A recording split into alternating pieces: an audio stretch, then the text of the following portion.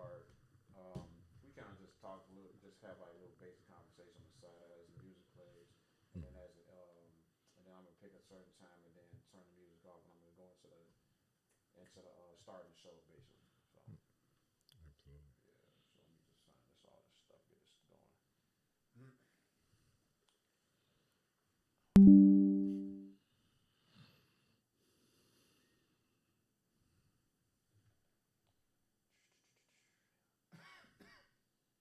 Uh, God damn.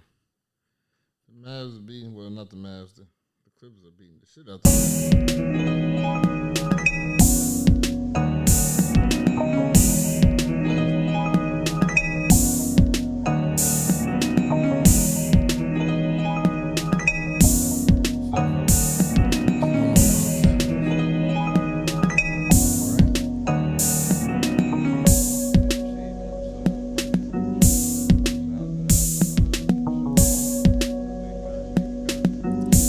Yeah, man, you know, cooking up a little stuff, you know. Yeah, man, did a little 420 live stream last night. 420, and it was 420 going forwards and 420 going back. Y'all didn't realize that, right? So y'all didn't. What does that mean for y'all? 'Cause y'all got us twice as much weed,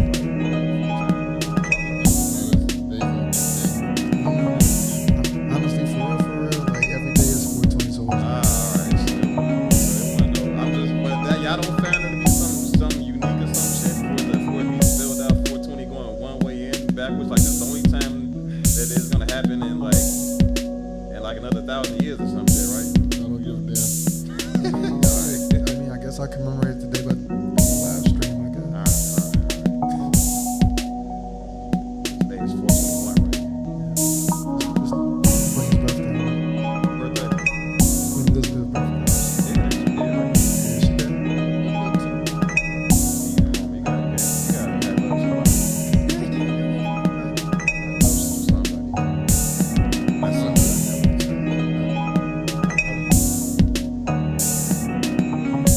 That bitch ain't poured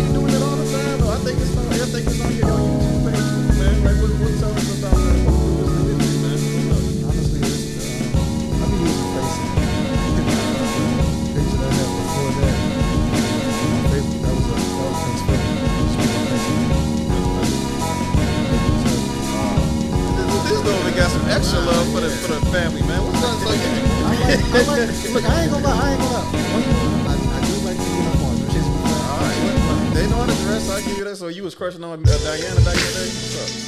Not really. I thought she was a nice person, but I ain't think she was like. I ain't looked at her like how most like. Oh, she won Topanga, huh? Hell no. She won Kimberly from Power Rangers. Hell no. Hey. Trish Stratus. I was never really like big on white girls and all this shit though. But just Topanga and Kimberly, oh yeah. Yeah, Them three, you hit the right ones. only you would know that. You was right there with it. Oh, we can't be saying. Y'all do know we live. We can't be talking about. Oh yeah. We can't be getting them girls all that stand on a black empowerment channel. I'm still stuck on Power Rangers. Hey, look, I was born in 1990, man. That was Well, we got excuses. Explains it all. Exactly. All right, let's get this show on the road, man. Chicago Black Delegation Podcast is a show dedicated to the reshaping and reclaiming of black culture in America. The intention of this podcast is to improve the conditions of blacks in America by way of platforming different ideas.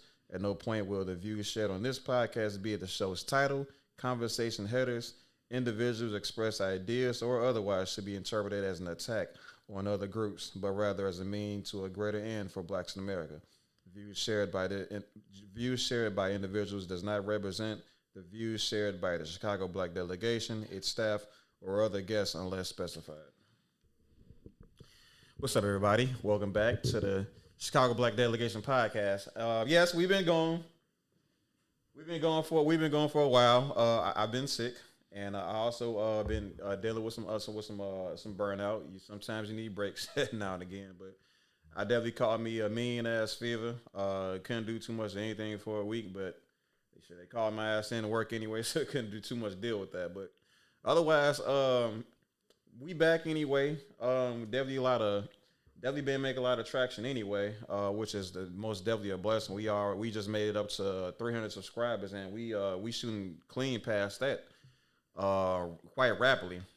So we definitely been, even though we've been taking a bit of a break with the live shows, I definitely been keeping myself busy with the editing and the uploads and stuff like that. I very much so appreciate each and every one of y'all for subscribing, stopping by, liking, leaving comments, leaving dumb comments, so on and so forth. But hey man, we live right now, so I'd say this is the better time to click hit that number, you know what I'm saying? Dial it in your cellular device, and let us know what you think and all that stuff about our latest content. And y'all definitely had a lot of things to say, especially a lot of Anglo-Saxons, right, about that the Star Spangled Banner, you know what I'm saying? They try to. I knew they was gonna get mad about that one, but fuck 'em. Yeah, they was going. Yeah, they was gonna get mad at. But you probably didn't see that one yet, Chuck. But we basically kind of broke down the history of the Star Spangled Banner, and you weren't here either, Justin. But yeah, we broke down the history behind the Star Spangled Banner. Found out that it was actually a song that was reminding slaves especially that they ain't got no choice but to stay in here in America, or what? Excuse me. Otherwise, they're gonna get shot down by these patriots and whatnot, right? We found that out by way of the finding out basically the entire song, because they only give you a portion of it when they do the NFL and all that stuff, and then when you saluting it, when they're singing it. Yeah, it's specifically the third stanza that speaks about you know what I'm saying, refugees and slaves have no. I'm sorry, not refugees, but slaves especially will have no refuge in light of this. I believe it's a Revolutionary War. I could be mistaken about that one. But anyway, yeah, man. So like I said, we definitely been busy, and I'm definitely grateful for all the attention we've been getting. We're not gonna stop anytime soon. We have a long way to go, and we have a lot of ears to reach. But otherwise, I want to kind of start today's show by letting you guys introduce yourselves. Let us know what y'all about. If y'all are part of any establishments, businesses, and stuff like that, you like to shout out. Here's your opportunity to do so. Yo, it's boy J. Rashid, man. 1/4 Black Chicago delegation. Man, huh. man, we got some shit cooking on my channel too. You know what I'm saying? We got live streams going on Twitch. You know what I'm saying? Got more content coming on the YouTube. You know, GTA live streams, videos coming, comedy, acting. I got some roles coming up, some movies. Yeah. Hey, Chuck here, Charles. I'm Mr. Popcorn. I don't know if these guys know, but they will find out very soon.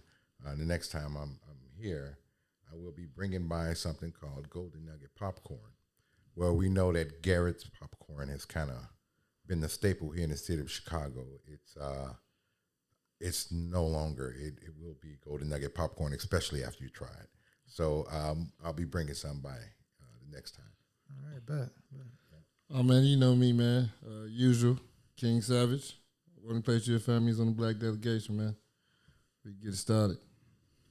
Yeah, so let me just do this real quick on the advertising side. How's that sound, Reese? Does it sound like it's catching off the joint? Okay.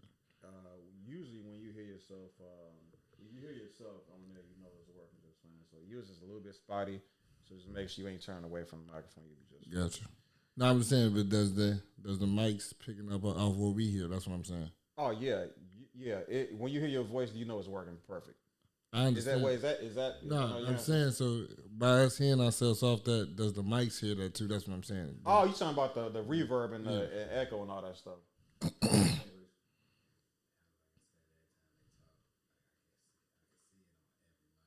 can see it. You can see on every mic when they speak.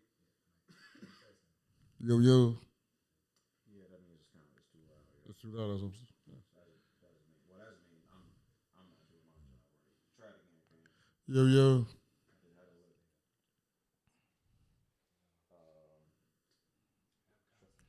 I mean, No. Just say yo, King. yo. That sounds a little better. That's a whole lot better. Yeah. So now I got it like halfway. So y'all just have to. Hopefully it won't have you. Hopefully it'll pick up. I mean, I can still hear myself, so that's cool. I mean, but A whole lot better than it was. Okay. So anybody, real quick, anybody, please let us know how y'all think about the sound. Put one in the chat if you think the sound is just fine. Probably need to get do it in. Let me just put these links around, then we can get started. Paste. And GG. There we go.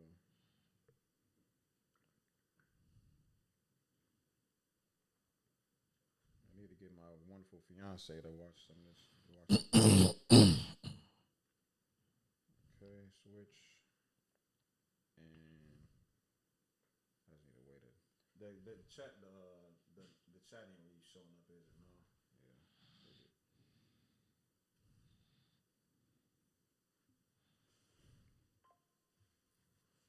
So one more time, put a one in the chat if the sound is doing just fine. I appreciate y'all.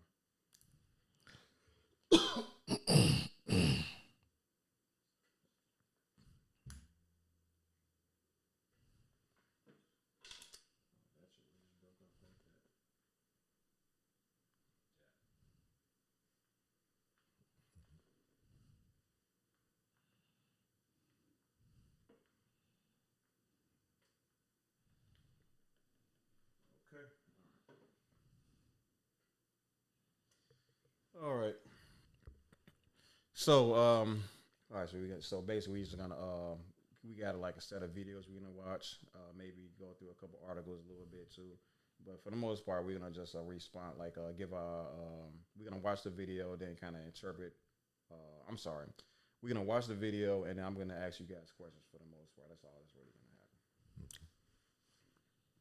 happen. Okay. Where's my mouse? All right, so what's up, everybody? We have a video here from Street TV. Yeah, it's definitely Street TV, and they're interviewing Tariq Nasheed. All right, Tariq Nasheed of the Hidden Colors fame. He did some additional documentaries after that. Good to see the brother. Good to see the brother doing a lot of staying busy and stuff like that, staying active. Definitely making money. You know what I mean? And definitely is a voice, arguably a voice for the empowerment of Black people. Now, he has I would say not a identity, right? What he started an identity a couple years back called the FBA, and I think I would say it's pretty important for us as Black Americans to kind of familiarize ourselves with search terminology. I'm gonna just kind of take it around the clock real quick. Have you any of you guys ever heard of this FBA identity acronym, whatever? I have not. You have not? Personally, Okay, no. okay. Yeah, so Me neither. So yeah, we're gonna check. We're gonna go ahead and check it out. See what they talking about. Hold on a second. Here we go. All right. The name FBA. Yeah. As initials, it doesn't even really flow well. And then when you actually say fundamental Black American, Foundational. Yeah. it's they see what I'm saying, Yeah. and it's so. What is it about that such a difficult to remember collection of words that caused you to be comfortable to rest right there versus keep thinking it through and come with something else? Yeah, foundational Black American. I use that term because it's a term that can't be remixed. See, people can kind of remix other terms, like African American. That doesn't describe the people of the lineage here. We come from a specific lineage, descendants of slaves, descendants of freedmen. We are the foundation of America. So if you say a person is an African American, an immigrant from Nigeria who comes over here is an African American. Charlize Theron, who was from South Africa, she's an African American. So a lot of people can remix African American. People can remix Negro. People can remix colored. So a lot of these terms that were used to describe us, a lot of people can latch on to it, and that's been a problem. Foundational Black American is a term that cannot be remixed. You're only talking about one group. There's only one group of Black people who built this country from scratch, and that is us, the descendants of freedmen, foundational Black Americans. And I think that's the reason why a lot of people kind of have a problem with the term. They somehow accuse us of being divisive, but it's no, we're just looking at our lineage. Correct. We have a specific lineage that we're acknowledging, especially when we're discussing the need of getting reparations, because there's a big reparations movement right now. That was the next word on my list. Go ahead, keep Yeah, talking. and when people see that we're making traction with this reparation thing because we have the political class talking about it, it's on the table. They're openly acknowledging it. So for a long time, when we talk about reparations, the conversation got smacked down. Like, Exactly. shut up. And, you ain't got to get nothing. And everybody kind of laughed at us. Like the concept of a Black president. Right, right. Now that we got some traction, you got a lot of other people saying, well, damn, if they get reparations, hell, I'm kind of African American too. Can I qualify? And we're saying, hey, let's wait a minute. We're not going to have race-based reparations. We're going to have lineage-based reparations. So we're really focused on our lineage. So that's where the term foundational Black American comes into play, and that's why it's so effective. Two-part question. Yeah. Okay, so lineage-based reparations. That's reparations based on your lineage to America, not necessarily just your skin complexion, right? So so Chuck, I mean, I don't know how do I put this? I don't know how long you kind of been in the game as far as like higher thinking of thought or like conscious thought and stuff like that, but or reparations talk for that matter. But how long have you kind of like been hearing about this whole reparations movement? Like, is this like a new thing for you, or is this something that that you kind of been paying? You know what I'm trying to ask? So I'm 55 years old. I've been hearing it my whole life. Reparations, huh? Reparations, yeah. Okay. So my come of age was in the, well, not even really, my adolescence was in the 70s growing up and becoming aware, let's say 79, 80, and that was during a period of Black Power, or a black movement that was like none other. Not to denounce the the ones that came before us than anything. But that's when we started to think about who we were in America as a people. This country is a country of immigrants from everywhere. You understand? We were never immigrants. We were brought over here for the sole purpose of the help and the success with the production of whatever crop there were, or all over the world, really. But here in America, more than anywhere else, and more harshly than anywhere else, we built this country, man. Our ancestors built it, and what this brother is saying is extremely important. Real quick, it's not just that we built it, but we also opened the floodgate for everybody else to come in, especially melanated people. For everybody to come in and step right over us like a welcome mat. That's tough. Yeah, right, absolutely. Isn't that amazing? So what do y'all kind of think about like the delineating as far as setting ourselves apart from the other groups in order to have this conversation regarding reparations? Because again, you just said it. We was we built this country, but it's some people. I mean, especially guys amongst the FBA are making an argument that we need to know exactly who are the children of the people that built this country, instead of just letting everybody eat from this reparations ticket, this reparations ballot, right? So do you think it's necessary for us to kind of do all this delineating and separating ourselves statistically from the rest of melanated people that are okay? Let me just be a little bit more direct. Do you think it's necessary to delineate or separate ourselves statistically and from our brothers and sisters from Africa that found themselves here through choice? Yes, but we got to be careful. Without a doubt, like I said, I agree with that, because this is a country of immigrants, and we were never immigrants. We was here, and we are a very specific group, like no other. And these days with the technology, it's kind of easy to go back and see who your master was during that time. So yeah, I mean, but there's also Jamaican Americans here, Haitians trying to come here, but it wasn't the American slaves, but they were still slaves in Jamaica with sugarcane, or in France at some point before they revoked it, and it's today Haiti. My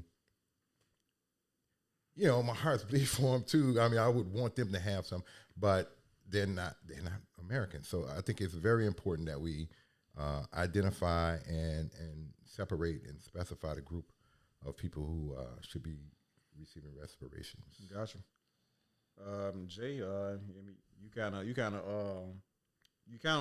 of both ends of this, right? Mm-hmm. Like you part FBA, part immigrant. You know what I'm saying? Because I remember you got some lineage from Jamaica. Mm-hmm. Like what's kind of your position on this? Well, Jamaica definitely owe reparations from England, so I mean that's a whole nother battle they got to fight. Mm-hmm. Yeah. And while we up here, we got to deal with this. So I mean, I definitely agree. We do need to be exact. Like I feel like with everybody who wants reparations, because everybody who wants reparations up here, if they want to go through that way, we should be able to, prove our lineage, provide birth certificates dating back to a certain date. I mean, we can only do so much because, like when it comes to our birth records, it's a chance that, we could run into a dead end before we get to prove, where we come from back in 1865 or wherever, But as opposed to white people, because, they can pull back their lineage to the medieval times down there, But us is way harder. But yeah, cause they done been documenting themselves for that long. Exactly. And, they ain't been documenting us, but they said they have been documenting us. They said there's old books telling you where each slave and where they came from and tribe. They said they can kind of narrow it down if they truly want to, but it's just a lot of little hassle they don't really care to do. Yeah. You know what I'm saying? But they said they can, especially when you find your slave master. They have receipts of saying where they bought their slaves, purchases. So that's how you kind of can find out where you kind of really came from, like your start of your bloodline. They, you know what I'm saying? Because everything was documented in their ledgers. Because everything shows every purchased slaves, how much they paid for you. All those documents are still, like, you know, present to this day. They can still be looked at. As well as transit slip tenders, man. They recorded the slaves that they had on as cargo on their ships. There's a lot of documentation.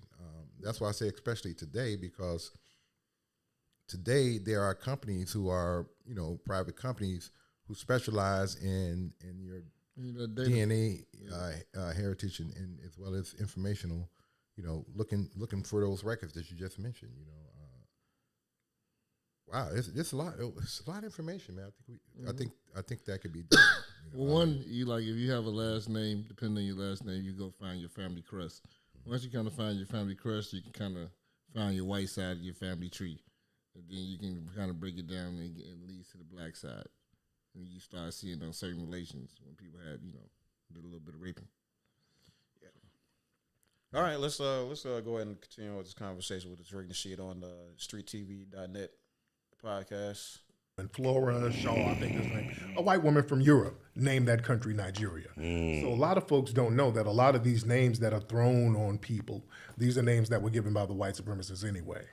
I got a word I need you to define for me, because I follow you and I feel like I'm not supposed to be acceptive of this class of people, but I don't really know what they are. What are tethers?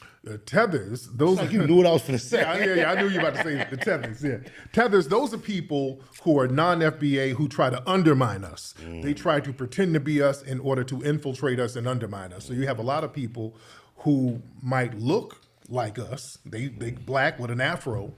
But when we go down to have some kind of political conversation about getting reparations, they'll pop in and say, hey, we don't need no reparations. We need to stop being so lazy. Candace Owens? Yeah. Then we start looking around like, who the fuck man is this? Who's that? Then nobody knows who the fuck this person is. We find out the person is foreign. That's a tether.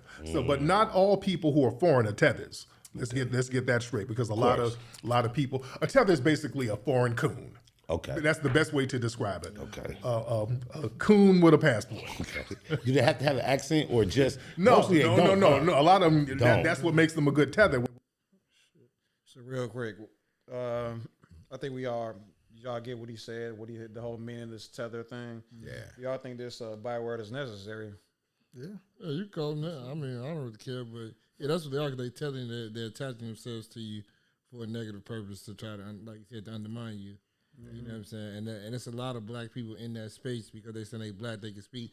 But then you do a little research and like, well, you're black, but you're not your family didn't go through what I went through. So that's why you don't feel a need to or care, and you don't say that. And then the whole thing, because most foreigners get assistance. That's why they feel like that. They don't come here and just do all this hard work. And if you come here the proper way, you get proper assistance. Now, when you do things the illegal way, you don't get assistance. But when you come and do the proper due diligence, you get all the good loans, all this to help you find. The same with us. If American citizens go to different countries, right, they have plans for you. Like if you come here, we give you $60,000, give you a house. That's what people do to get you to come to their country to boost the economy.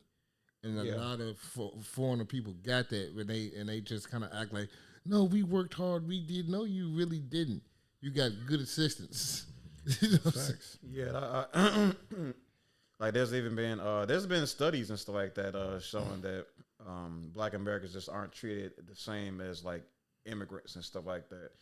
And when you kind of pair that up with like things like affirmative action, they'll sometimes they kind of double up on like the okay, that this person's an immigrant and he's melanated or black. You know what I'm saying? That's gonna make us look extra good. You know what I'm saying? Yeah, on the books here. So yeah, if they get grants for taking in so many black people, then they can say we can get two categories for one.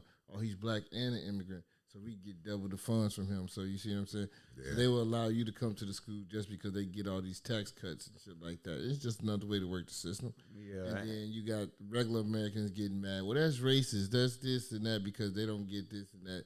And it's not. It's just the problem is with those people is they just want the little breaks, but your life was already easy. All this, you got most of that stuff you didn't need. Like you have the Asian community getting mad about their affirmative action, but they don't really need that shit. They just mad because it's certain black people can get those spaces and they're not allowed those seats in the school. And that's all that shit was, bro. You go to any fucking school you want to. You can, you know what I'm saying? Like, it's different.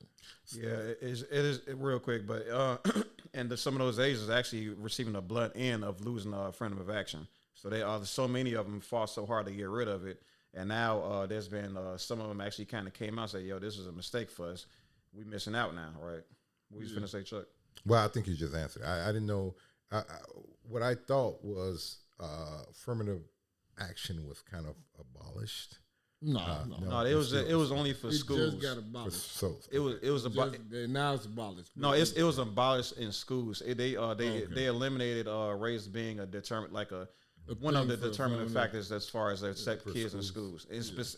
In schools, period. Yeah. All because of one Asian kid didn't get into Harvard. It was a collective. It was a collective effort. It was but that one dude doing all that bitching. It was one dude doing all that bitching. He was like, the black kid got in because he's black, but I can't get in because I'm Asian. That doesn't make sense. I need to be able to get in because I'm Asian. yeah, I can't remember that. Yeah. But the kid's name was John Wayne. I think at that time what was happening, man, was a little bit more sinister than it appears because, a lot of Asian students don't really have a hard time. A lot of them, I don't know because I haven't done any research of the ones who don't, but most of them get accepted in a lot of colleges and universities around the world, man. Some of the top students. I think that the situation for a lot of young white ladies, young white girls trying to go to school, affirmative action was sort of in a very small way a deterrent for a group of them, and they used the Asians to speak up to a fight. Hey, I was looking at this, man, and it was pretty blatant and clear that they were using these guys to really speak up and about the negativities of affirmative actions to abolish it from that particular school, and I think it was too. Yeah. I'm gonna go back and take a look at that. Yeah, I did a pretty substantial amount of research into like the ordeal regarding like John Wayne specifically, but also just like kind of like the entire conversation as a whole. But it's pretty much as we already kind of spelled it out already.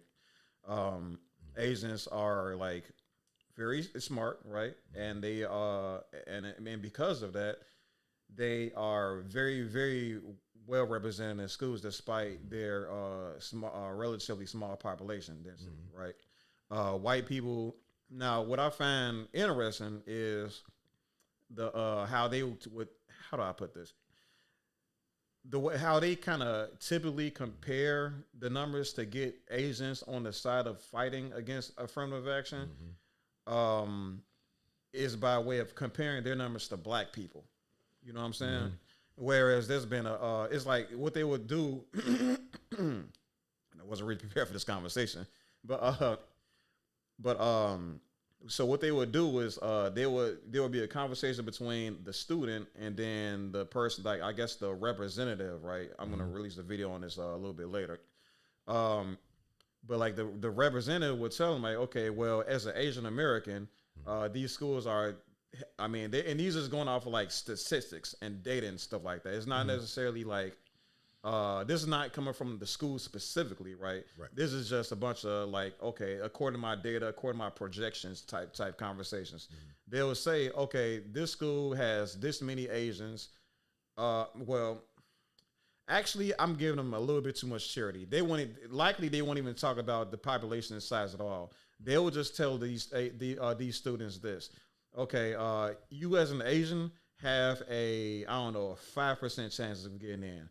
However, if you are a black person, and that's because of this is me speaking, that's because of the population, the low population of blacks in that specific school, they would tell these students, you would have a 80% chance of getting to school if you were a black person. Right. You know what I'm saying?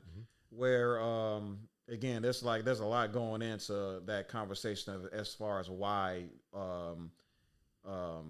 that would be the case. It's not just a race thing. It's actually like it's a lot going into it. A lot of it specifically to do with the way these people were raised, where they come from, and even though it's not a claim made by reparationists, right? It's not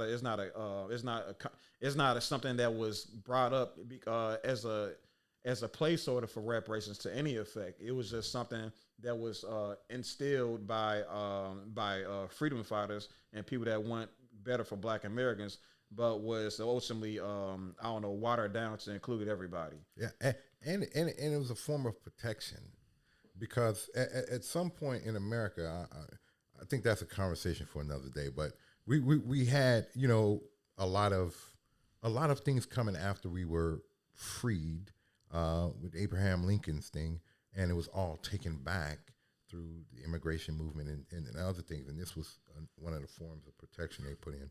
But yeah, we definitely gonna break that down a little bit further in the conversation. But let's go ahead and continue on. We got a minute left ish. When they get rid of the accent and they can pretend to be a foundational Black American, those are the. Candace is an FBA, so where does she fall? No, because Candace identifies as Caribbean.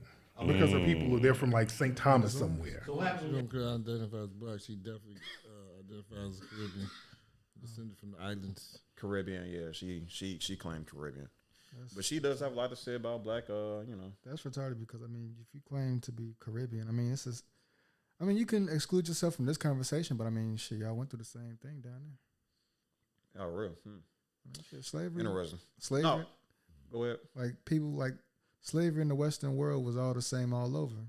You know what I'm saying? It's like shit, your people came from that shit too. So I mean, you can't just be like, transatlantic. you know what I'm saying? Like you can't just exclude yourself from us. She excludes herself because she believes her father came here and worked hard and didn't have no government assistance. He lied to her. Yeah. That's what she would say, but I think she's doing it because she's getting paid by people to tell her to say that. I mean, that makes it even worse. Of course it does. Of course it makes it worse. I mean, shit, I can't really sit up here and try to question her fucking logic. I mean, Candace is Candace. Shit. Go ahead. Okay. I say what I said, don't I? Yeah. You have an FBA that acts like a tether. They're not a tether though, huh? No, well, they're just Tether coon. tight. That's just a coon. That's a coon. Yeah, that's just a coon. Okay. Like a Justin Lee Peterson, he's from like the South, but he's just a coon. So, Have you ever He is went cool, and though. had that experience? what? To set up in front of him? Oh yeah, a few times. Yeah. Oh yeah. I ain't You haven't seen seen that. it? Did you spank him? No. What did I I gave? know you had I gave, to I spank gave him. him a coon award. I literally gave him. You got to see that. Y'all got to. Yeah. That's classic. Okay. Yeah, I gave him an He award met for being one of a our coon. Oh yeah. champions. Okay. Now, he's an OG coon. I had to Okay, give him yeah. his flowers for being a coon. Tell me this, off camera. He knows he's a coon. No, That's but the thing. I can off almost. camera behind the scene, is he that? Yes, he's still that cooning. much of Yeah. that. He's been in my house before. He was in one of my So movies. he is one of us, Yeah, kind of. yeah, he's the for real coon. He's not. It's not Palais cooning. He was at my house. We were. I had him in Hidden Colors 5, I think. And he got to my house. He was like, "Hey, Nasheed, this is a real nice house." I was like, "Well, thank you." He said, "If all these other blacks weren't so lazy, they can be like you." I'm like, "Damn, nigga." Damn. I think he was still in character, bro. Yeah. I think My he's crew, my sick. camera crew was like, "Is he for real?" They No, were he trying to wasn't. push He I'm- saw the cameras. No, they weren't filming yet. This was before they were filming. I can't believe this dude can really be that dude. Man, it's some Uncle Ruckuses out here, dude. Wow, Uncle Ruckus. Uncle Ruckus Ruckus is in Uncle the Ruckus. flesh. Why did they do that, bro? Yeah, man. So any final words about the FBA movement and how they kind of move, and like this tether processing and just the whole not the terminology, but the whole thought process, the whole how they kind of plan on how they go about. I mean, it's acceptable. I mean, it makes sense. Only people that's going to be butthurt about it is the people that's going to get excluded because they're trying to, like you say, tether yourself to it, but you really didn't have nothing to do with it. But the problem is the whole thing of slave reparations. I don't think we're really going to get that because we didn't go through that. But black people have a better chance of fighting for Jim Crow reparations and stuff like that. And the things that Redliner. Yeah, the redliner stuff that went on through the 60s, 70s, 80s, and the 90s. You can get that because that's what we went through. More recent. So that's more recent. You're It's- not going to get it's- the slaves. That's just not going to happen. Yeah. So if we actually argue what actually happened to us, like, because that's what white people, that's how they kind of get white people to be mad about it. They say reparation for slaves, but it's not really reparation for slaves. It's reparation for all the shit you niggas did to us. All of it, motherfuckers. But they get like, we wasn't slaves, but you motherfuckers racist about 40 years ago. Exactly. You know what I'm saying? Y'all was, these are you who y'all are, and they hate when you throw it in their face because Y'all was just shitty people, and y'all don't want to have to pay for the mistakes of the past. But this is what y'all have done to us. Like, this is, y'all literally have done this shit for fucking like almost 1,000 years of fucking with niggas. Okay, just 1,000 years of just, and y'all act like we ain't do shit to y'all. Yes, you did. Like, you really did. Any other body else, motherfuckers would burn this bitch to the ground. But we keep trying to learn how to live with you motherfuckers. But It's crazy that we in 2024 and like the Crown, was it the Crown Act? That's still under fire. You know what I'm saying? Like Shorty in was it Texas? They suspended him from high school. He can't go to prom. He can't go to school because he got dreads. You know what I'm saying? Like, we in 2024 and people still arguing about dreads in school. We fighting about it. They damn near passed it up here when it comes to like in the workplace. yeah. But he in high school and they giving him a hard time about it. Because it's Texas and they still under that type of government, you niggas look the way we want you to look, nigga. Exactly. You don't want, you know what I'm saying? And that's just that's what that shit comes down to. An employee should never have the right to tell you how you look outside of like what you should dress, like how you supposed to come, like if you wearing slacks or jeans or a certain type of fucking shoes. But my hair or my facial hair, as long as it's neat, clean, whatever the case may be, we should be okay. Shouldn't be no problem. It shouldn't be no problem. It shouldn't, you know what I'm saying? But outside of that, a person doesn't have the right to tell you your fucking how you supposed to look throughout your life because he pays you. You know what I'm saying? I agree with all that, and I think that both of those are strong reasons to fight for reparations as far back as we could go. Man, I mean, seriously, there's been a lot of damage, both physically and mentally. I don't even know if there's a such thing as generational mental health. No, it is. Well, is they it? lived So up. That it's is like, the thing. They said yeah, what so- they've done to us through slavery, Yeah. Jim Crow. They fragmentally broken our DNA. Like, Yeah, you can literally absolutely. pass trauma on to your kids. Like, I actually told them one Well, time. real, hold on, just yeah. I mean, don't go no. Just let him know what it No, is. I'm just He was telling making a you. point. You know what I'm saying? go ahead. Yeah, I mean, but that is the point. I mean, we should fight for reparations, man. I mean, and we should, list all of those things you mentioned. I mean, Jim Crow was so damaging. Redlining still to this day is damaging. Just snatching generational wealth from a group of people. Man, we came up here. We came up here to seek a better conditions from the South through the Great Migration. Yeah, that was in the And- 50s. It was in the 50s, 40s, right? 1950s, 1950s. The Great That started Migration. in the 30s. When people moving from the south to the north, I mean, Yeah. that's like fresh out of fresh out of us. What's that thing called? Great Depression. Great Depression, yeah. Yeah, sharecroppers and stuff. Those are like the sharecroppers moving up there when they Well, started yeah, instead of it like was- machinery instead of I'm sorry, they was replacing the machinery. They was replacing the people, the workers with machinery, and then they went up north to look for more opportunities. At least Well, that's that- part of the reason.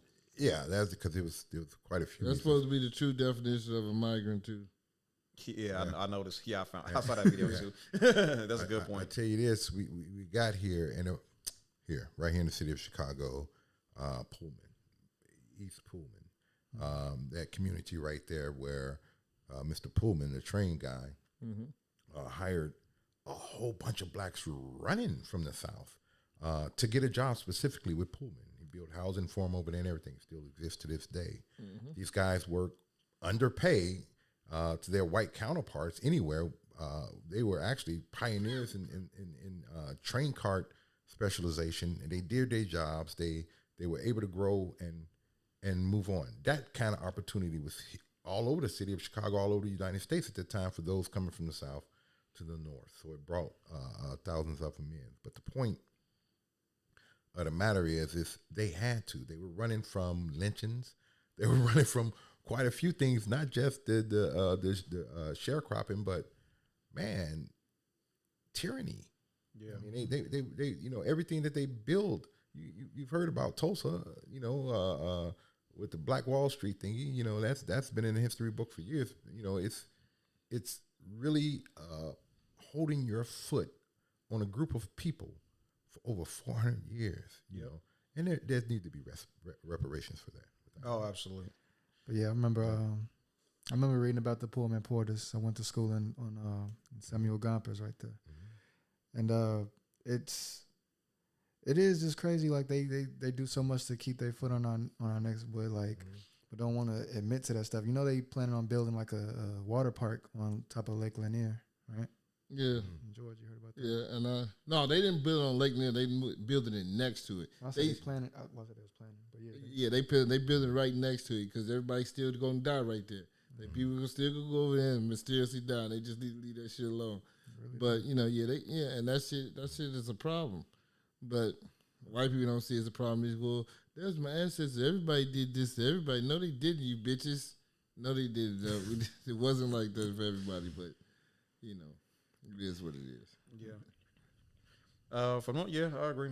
Like the only thing I would just kind of say is not getting reparations for slavery is just what I mean to say is getting reparations for redlining, Jim Crow, the what is that era called? The Reconstruction era. Geez, dude, like it's some more stuff as well. Yeah, like the more recent things that kind of happened that likely happened to maybe your parents or maybe even dating back to your grandparents. If you want to really stretch it back. Yes, of course, those things will be easier to make a claim for. But I mean, in my opinion, like the only thing that's different from that and like reparations from slavery is just one extra thing that you're gonna have to argue for. You know, you got to just explain to people causality. And that should be enough, but like the problem with that is I mean everybody in this room understand it's not that hard to understand. Like if you can make money, if you can inherit money from your parents, and you have to deal with the debt of your parents, then like this reparations thing should like click just like that for you. But if you're just gonna be the type of person that's just gonna be, racist, right? That's gonna be extremely antagonistic against black people in reparations. Yeah, you're gonna take any like low hanging fruit possible to find a way to not pay people what's owed to them. You know what I'm saying? Excuse yourself. So it's just it's unfortunate that we are gonna have to just possibly take what's available for right now, but like it's not complete reparations until we get that restitution for unpaid labor, right? Yeah.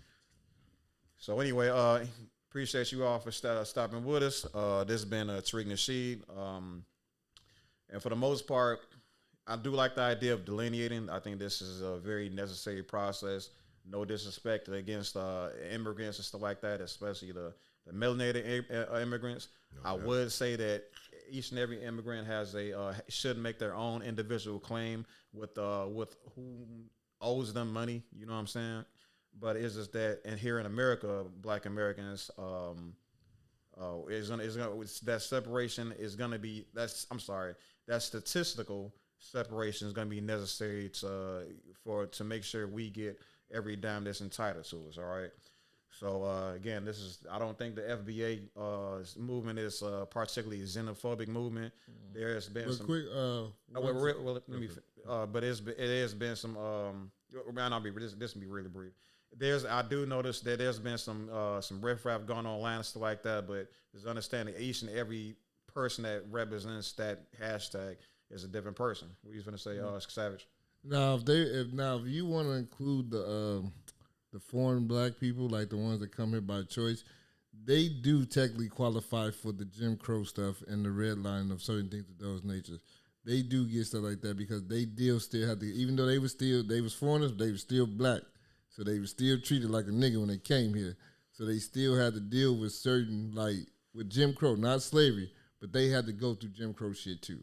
You know what I'm saying? I would say it depends primarily on when their family got here. That's what I'm saying. If your family came in here like the 50s, 60s, 70s, 80s, through that time period, you technically qualify. Now, they came here in the 90s, you know what I'm saying, late 90s, 80s, 90s going 2000s, you don't get nothing.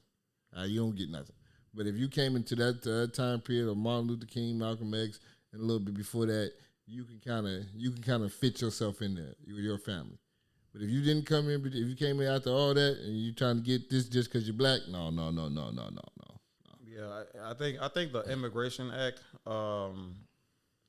assisted by Martin Luther King, came in about like 1964.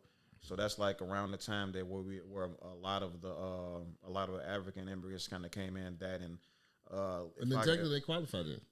To a certain extent, they qualify. Well, still, it just depends if they got here. Yeah, depending on what they got here. If they came in the 1970s, they had to deal with that, you know. But they did get certain things. They did get certain loans and stipends.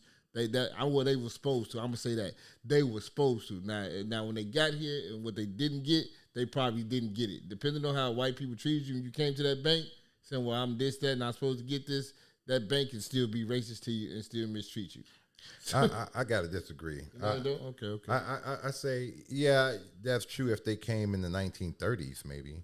But if they came after or during the Martin Luther King movement, I think they had to deal with more or less the emotional racism, but they didn't have to deal with any physical.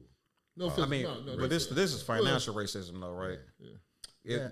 Because I can see it though. I can see them being essentially paired up with black people as far as because they came to. They said they had the African towns embedded in in black towns and stuff like that, and they separated from themselves. Yeah, they did. But within the black communities, but these were still in red line districts, right? These are still in places that these banks deemed not what would they call that?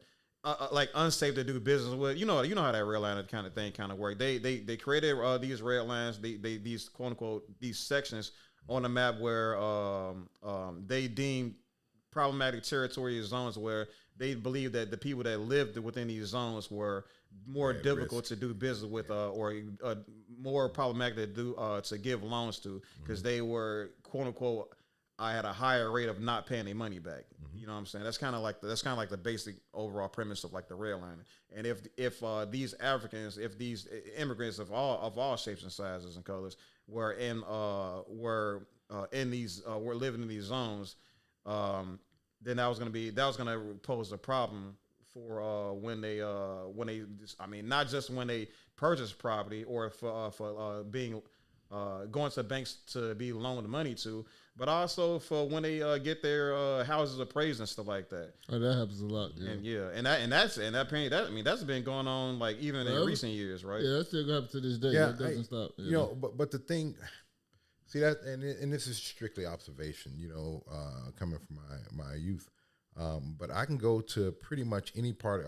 I'm not sure how familiar you guys are with far north, like Winnetka and Wilmette, very Jewish, very rich areas. And you can go in there and find a African restaurant, but you will never find a soul food restaurant or that's true. you know, that type of thing. So it was like, they had to deal with race. I guarantee you they did. I had to deal with a lot of racist crap, but they wasn't looked at exactly like black us, Americans. They were looked at as African Americans who were different and hardworking and not lazy and I'm sorry. I mean that's what they did. So. And that's what they believe, and they believe that 'cause they feel we waste opportunities. True. Okay, well, so like I said, I would say that. Hold on. Yeah. So I don't know. I would say that if they have a claim, that where they people were in one of these zones, or if they have a claim at all that can be backed up with like receipts and whatnot, then hey, bring it forward, and they might be able to qualify for a specific section of the reparations package. But the reparations package is it's taking on many forms right now. Like it's being done by the state by state basis. Like there's no federal push for there's no federal well, I'm pretty sure there's been bills that's been presented in Congress or presented in a federal manner so that it can be handled like nationwide instead of just stateswide. But all I'm just trying to say is if you have the receipts, then by all means present it, and you will likely be a part of that. I would imagine that you'd be a part of that reparations package as well. But obviously you won't. Obviously your family won't be able to benefit from everything that's on those tickets, like, especially something like slavery, obviously. So it's been Chicago Black Delegation Podcast. Appreciate y'all tuning in. All right, so we finna move on to the next video. This one is gonna be very similar. So okay, everything's fine. Where did it start at? 121 to 12. Okay. All right. Welcome back to the Chicago Black Delegation Podcast. It's me, Hard Thinking. And today we're gonna be checking out Mark Lamont Hill's new series he calls Night School. It seems like he just kind of has a conversation with a guest throughout the week, and today he wants to have a conversation with Yvette Carnell, and whom is the co-founder of the ADOS movement, that is American Descendant of Slaves. So let's check out what he has to say and what they talking about. Could just start basic square one for us. This night school, break it down for us. Well, square one is Antonio Moore and I started having some conversations about wealth, right? Like what is the wealth disparity? Where does it come from? And the most important part is, like, can we make that up? And what we realize is that you can't make it up with income. So you have to have the wealth. Well, the problem is that wealth has been plundered for those of us who are American descendants of slavery, the institution. So the conclusion that we came to was, in addition to the suite of policies that you need, anti-discrimination, all that sort of stuff, you have to have reparations to get the wealth that you're owed, right? Because we're not in a boom America right now where during that time when everybody was creating wealth, we were taken off the board. We were like the shoes that white people and America used to build the wealth, but we didn't get any of it. And so the movement is kind of built around that repair, that redress, and that's how we arrived here. So this seems to be a so ADOS Assembly movement. There's another movement that's focused on reparations, and I'd imagine that all of us in this basement agree that reparations is very much so necessary for the repair that is due to Black Americans, especially, but whomever also can successfully apply as well, obviously. But she makes the case that reparations is the key to wealth as well, and that she also makes the claim that reparations is necessary to create wealth in America, right? So what do y'all kind of think about that, about reparations being the ticket for wealth in America? I mean, it will help a lot of Black Americans, but that's not the only ticket to wealth. But I mean, it will help. It will help greatly to a lot of people. But it's like they keep saying, the problem is what happens if you give a bunch of Black people money. You're gonna have some that's gonna fuck it up, and then you're gonna have some that's gonna create actual generational wealth. And that's with everything, right? There's always a good and bad side to any group of people. Every group of people doesn't have outstanding, exponential people that they always do the right thing. And I hate when it comes to Black people, we all have to be perfect to receive anything. And that's just fucking dumb. You know what I'm saying? Yeah, that's. I mean, they gave reparations to Native Americans, and they fucked that shit up. You know, and then they gave reparations to the Japanese and the survivors of the Japanese internment camps. I believe they gave them about $20,000, and some of them did good, bad. Other people like about things that they like. You know what I'm saying? So I would agree that hey, what y'all gonna do like a bunch of nothing with the money is like literally the most whack. Argument that you ain't but if think you do it, that's what you decide. But at the end of the day, there will be a group of people that will use that and create a certain level of wealth in society. You know what I'm saying? And that's what we're supposed to kind of piggyback on and tether ourselves to those type of people and follow their lead. You see what I'm saying? And that's the only way you can. I mean, but saying it's the only way that we will ever attain wealth in this country that's a wrong thing to say, because you can still get it through the grit and the grind. It's just extremely fucking hard. And you have to be an exceptional person. And that's the problem to a certain extent. You have to be very exceptional. And you know what I'm saying? But that's okay, because by people seeing you become exceptional, it makes other people follow your lead. They follow your example. So that's okay. So I won't say that's the only way we will ever attain wealth in this country, because that's the wrong answer to put that in the minds of black people. That's the only way you will ever get anywhere in this motherfucker, and that's that's the only problem I have with that. All right. I'm gonna let y'all chime in as soon as she gives her. As soon as we kind of continue the conversation about like what exactly wealth is in the mind of Yvette Carnell. So one thing you said was getting at wealth versus getting at income. What's the difference from our audience? What's the difference between wealth and income? Well, income is what you get paid, right? When you think about wealth, I want you to think about inheritance, right? Well, what do your people have to pass down to you? We have a lot of conversations about with us, we get the funeral bill.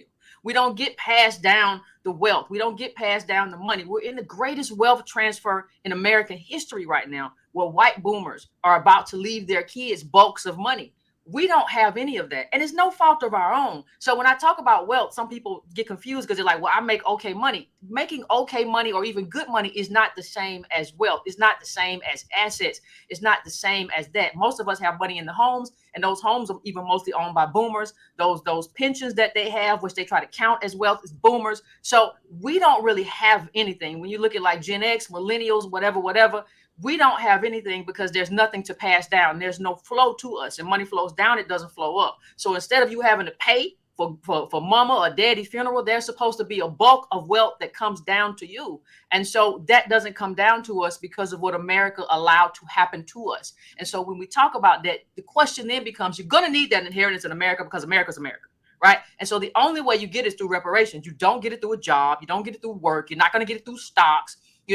We just saw an evisceration of stocks. And that's because I believe a lot of boomers have died. Antonio Moore talked about it on his show. Like, you look at it, just cleared out a bunch of stocks that quote unquote black people had, which are mostly ADOS. So the question becomes, how do you live in this America without wealth? And you can't, because that's the thing that sustains you in an America that isn't providing opportunity anymore. It's providing gig jobs, et cetera, et cetera. The thing that anchors you to American life now is you having wealth, which we don't have because it was plundered, right? So, so here we are in this reparation space now. Okay, that's pretty much it. So basically, she says that lifting yourself out of a bootstrap is not going to get you any wealth. Like, income is not going to lead you to wealth. It seems as though she said, if I can quote her correctly, she says when we talk about wealth, you need to be thinking about inheritance. But it seems like she's making a claim that the only way you can attain wealth in America is via inheritance. And that's just, what do y'all think about that? I think she's trying to kind of talk about the past for the future in a sense. False statement. Reparations isn't the only way to acquire wealth. All right. Misleading statement. I don't know what to say about this one. That we need to acquire wealth through receiving reparations doesn't give someone wealth. Yeah, it doesn't. Yeah. You see what I'm saying?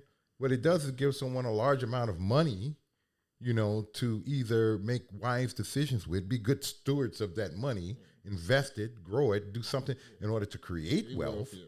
But yeah, I'm kind of confused a little bit. I think she means that if we had received reparations after going through what we've gone through, we'd have by now be wealthy or in the wealth game or on level grounds, but to do that now depends on the individual, I think. Yeah, absolutely.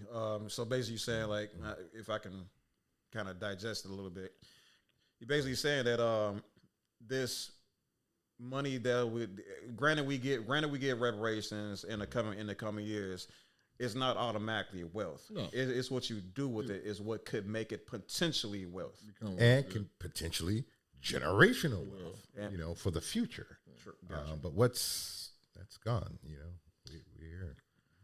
We need that money. So I think, Savage, you made a claim. I guess it's pretty much what you just said earlier. Right? Like, reparations is not the only way to get wealth. And while she's speaking like that, right? She's misleading a large group of people. Let me say this real quick too, and I want everybody to understand that this is a pro reparations platform. Don't get me wrong, you know what I'm saying. But my thing is I don't want to get to a place. I don't think it's necessary to get to a position where we have to mislead people or trick people to place them in a position of understanding why reparations is necessary. I think the beautiful thing about being black is that all we have to do is be honest, and then everything should fall in, and everything should come directly to us. Now it's just the lies. It's just what we have to combat with. But in my opinion, right, I believe that the best way to combat lies is with honesty and truth. And again, is a blessing that we have honesty. It's a blessing that honesty, truth, and history is actually on our side in this matter. So I don't think I personally think that she's kind of redefining hit wealth, in my opinion. I mean, we can look up the term. I'm gonna put up the definition of wealth above my head, and it's not anything to do with like passed down assets. You know what I'm saying? That terminology is not in there. It's not to be passed down assets, but an idea of some rich people, right? If you look at like dukes, bishops, kings, and queens, they are considered wealthy because of just pure assets, and they only have that assets because it's been passed down for hundreds of years. True. So so the average person that's a duke, he may not actually be rich, but he's only rich in assets, paintings, houses, old cars, things like that. But he has no liquid cash. He most likely lives on an allowance, but he looks to the public. He looks to be wealthy, like he's rich, but he's not. Everything is just pure assets, and he would have to sell everything to have cash. You see what I'm saying? And that's what she's trying to imply. We don't have any assets. You see what I'm saying? We have no assets. I like that word. You need to represent the ADOS movie, because that makes a whole lot more sense than what she's saying. I believe, in my opinion, again, because the way she's using wealth is just not in alignment with any dictionary definitions. Now, assets is definitely something. Yeah, I mean, I think that makes a whole lot more sense than what. Yeah, that's actually kind of perfect. I appreciate that. Yep. You think Jay, you got anything to add, bro? Man, y'all pretty much hit the All right, nail on the head. Hold on, you know what I'm saying? As far as the assets and stuff go, I mean, that's what I feel like, you know what I'm saying, she's kind of leading to. But what is coming off is seeming like reparations itself, like the money itself. The real generational wealth is what we pass down, and that's through, you know what I'm saying, stuff that gains interest over time. Like paintings. You know what I'm saying? Like assets. Yeah. And nice watches. I did love her enthusiasm. She's correct. We need reparations. But that is not wealth. But that's not wealth. We still have to go out and get the wealth after the reparations. Right. We need to know what to do with the money. It's still income, right? Yeah, that's just income. And the problem is, if you don't create a residual income off the money you get, you're going to be back in the same spot you've been in. So that's the point. So you have to get it. You have to try to start a business. You have to do something or buy a bunch of assets that you know that will gain value over time. So when you need money, you sell an asset. Like, I'm fucked up, but I bought a painting here for $100,000, but now that painting over 10 years is going to be worth $20 million. That's an asset, you know. So now I got a $20 million painting. I just sell that and I'm cool again. That's one of the main things I heard in school. Like, never work for money. Learn to make your money work for you. That's one of the main things I heard that I took with me for the rest of my life. True. Yeah. For the most part, I pretty agree. I'm gonna just say my thoughts for a little bit later. Let's continue this conversation. Include, ADOS in our justice claim. So I don't see why we would be why we are kind of imposed upon to include other people in our justice claim. I think the argument is that in other countries, the justice claim that's being demanded is clear and directly impacting those people. So, like you said, if I'm asking Belgium for money, it's like, okay, y'all colonized us, y'all exploited our labor, and now we want it back. We're over here. We're not trying to get money for people over there. Over there meaning wherever, the Caribbean, United States, whatever. I think the challenge for people is here in the United States, we're far more mixed, number one, and then number two, a person who comes here, I'm not talking about the recent immigrant from 10 years ago, but someone whose family came here from Jamaica, say 80 years ago. They are in some ways still beholden to the same white supremacist systems. They're still getting denied access to capital. They're still having, challenges getting into certain universities. They're still facing white supremacy at the level of everyday life, like racist policing, et cetera, et cetera. And so they don't have the same justice claim in terms of 400 years of exploitation and labor, but they're bound up here in a different way than an Adolf's person. Like Adolf's person may have no connection to what's happening in Congo or Cameroon or wherever, but the people who come here do feel the impact of that, because the white supremacist structures don't necessarily make distinctions between someone who's ADOS and someone who came here 50, 100, or 5 years ago. So what do y'all think about that claim there? I mean, that's basically what I said earlier. You know what I'm saying? Some of them technically do have a claim to certain things of Jim Crow, racism, red line, because they still had to experience that. They just didn't have to go through slavery and certain. That's why I said. So they would say we got a reparation bill, right? And the reparations bill is from slavery, Jim Crow, redlining, over policing, certain things like that, and they break it up in categories. They will only benefit for the over policing, redlining, Jim Crow. They will not get the descendants of slavery. So they will qualify for some money, right? But they wouldn't qualify for everything beneficial of that package. Yeah. You see what I'm saying? And that's how I would kind of separate that. Like you said, if they came here 80 years ago, they did have to deal with some shit. It wasn't cool for them either. Like you said, versus an immigrant coming 10 years ago. They getting handed the fucking world. And they telling everybody, I've worked hard. Nah, bro, you got handed the fucking world. Because I literally look at what countries offer people to come to their country. And it'd be nice packages. Oh, yeah. Like, you go to Italy, they going to cash you out $70,000. They going to get you a house for the low. You going to be good. You know what I'm saying? And that's just me coming from America to Italy. I can't come over here and say I worked hard. I got the damn near house for free. And they gave me $70,000 to start my life off here. You see what I'm saying? That's a little different. You know what I'm saying? And they acting like, that shit didn't happen for a lot of them. And that's the problem. You know what I'm saying? That's all. Shout out to Chrissy. She gave us a shout out in the chat. We appreciate you being here. Shout out. Yeah, I think we all agree with what King just said right there, right? Yeah. All right. So let's go ahead and continue on. Unless it's a check plus, it's not reparations. So reparations needs to start with run me my check, right? And then we can get to the other things. There are people who say that check should be for all Black people here because we're all impacted by the legacy of slavery and white supremacy, more specifically. Other people say it should only be for the descendants of American slavery. What do you say? I say I don't understand why Black people are trying to block other Black people, right? I say I'm a Pan-Africanist, and I think it's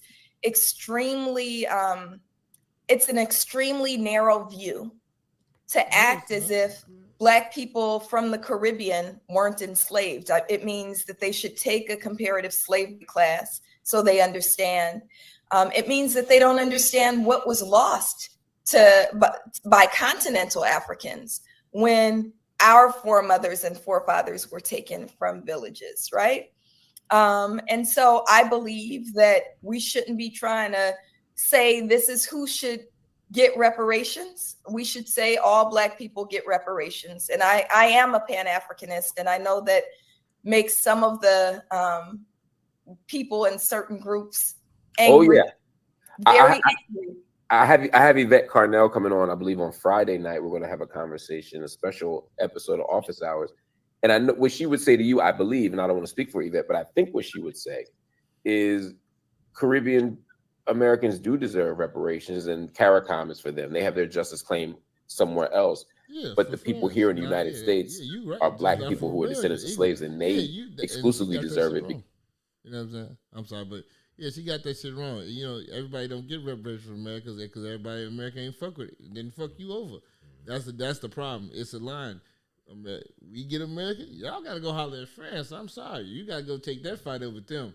And the problem is with France, they don't give a fuck. They really don't. They tell you fuck off, no problem. They don't care about looking like how the world wants to look. Hey, bro, we not doing it, bro.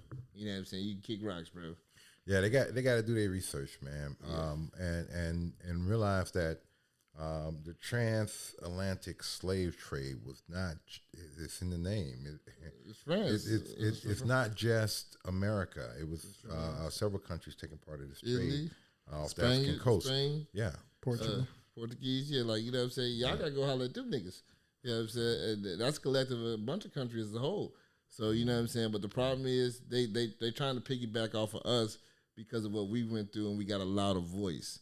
So that's why they want to tether themselves to us, because if it possibly may happen, it happen for the American ones. It may not happen for the Caribbean ones because they have to go through France, and France never gave a fuck.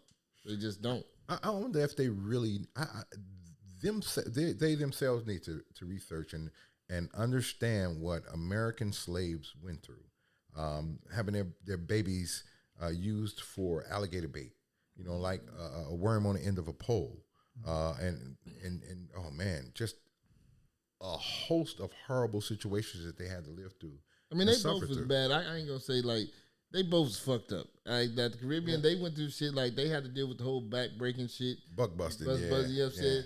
That to me, when I read that and I saw like the drawings, right, it shit hurt my heart. Like you see how they used to do niggas and make them and they do that in front of everybody so everybody can see. That's fucked up. You know what I'm saying? And to be the man that was that strong-willed and minded that they had to break you like that. You know what I'm saying? To let everybody else know this is what we do to your strongest. You know what I'm saying? So and the same thing here with you being blindfolded, your mom being blindfolded. That's horrible. That was here, but all across the world, horrible. But they need to address those governments involved. They putting they eggs of fight into our basket. Hey, bro, our basket is already full. You got to put that in your own basket. That's all I'm saying. Because right though. they're the ones who get it, but you got to get it from another another bank. So I'm saying. Built this country, and that's not divisive. That's just the targeted justice claim. And she would probably push back against your Pan-Africanism. That doesn't bother you too much. No, it doesn't bother me at all. And I think that what kind of people are we when we trying to block other people from getting, who are our people, other people who are our people, from getting what they are also doing? Why are we trying to do this? No. I'm partnering up with Adobe to show you guys some of the new features they just released in Adobe Express. In my videos, she might be a plant. Hold on. So first of all, I'm confident that I represented your position properly, which is actually my position as well. I think, and correct me if I'm wrong. You addressed the CARICOM part, so but she said some other things that I know you want to respond to, that I know you have thoughts about, from Pan-Africanism to the also why are you blocking? Because there are people who say we could make a global movement. My bad. That was it. My bad. Yeah. I mean, y'all pretty much nailed it. I mean, for the most part. Yeah, they got their own thing. They got their own countries that they need to be doing business with and making justice claims with. And this here is our territory. to put it in the most crude way possible. They ain't got no traction. So they trying. Our train moving, so they're like, shit, we just gonna hop on this train. Fuck that. You know what I'm saying? That's a good point.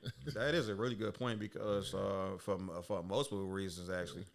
I mean, you just look at the state of Haiti. You know what I'm saying? They have a lot going on before they can start focusing on getting reparations from France.